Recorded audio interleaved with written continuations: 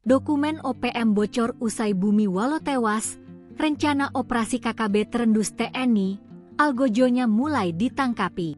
Dokumen OPM bocor usai Bumi Walo tewas, rencana operasi KKB terendus TNI, algojonya mulai ditangkapi. Tewasnya eksekutor andalan kelompok kriminal bersenjata, KKB, Organisasi Papua Merdeka, OPM, Bumi Walo Enumbi, membongkar sedikit rahasia tentang gerombolan tersebut. Dari beberapa barang yang disita, ada sebuah benda penting yang akan mengantarkan aparat TNI menuju kemajuan saat menggulung OPM. Barang tersebut berupa dokumen yang berada di sekitar jasad Bumi Walo.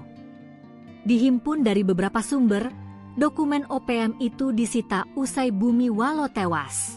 Ya, Bumi Walo Enumbi tewas saat digerebek di Kabupaten Puncak Jaya, Papua beberapa waktu lalu.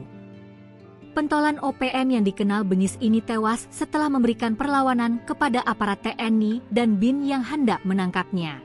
Dokumen tadi disita di sekitar mayat Bumi Walo, selain senjata dan amunisi serta atribut-atribut OPM. Dokumen tersebut disinyalir berisikan rencana operasi yang berkaitan dengan aktivitas OPM.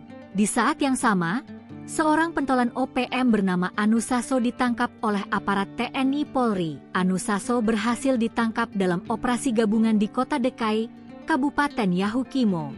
Ia merupakan anggota OPM aktif pada Kodap Baliem Timur Yali-Yalimo.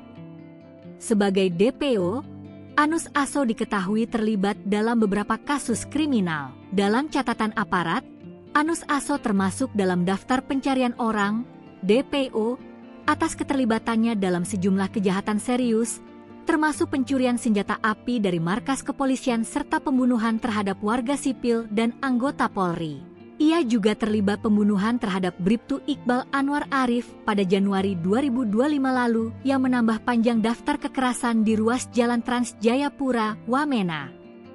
Ia diketahui selama ini bergabung dengan OPM ex anggota polisi, Akse Mabel.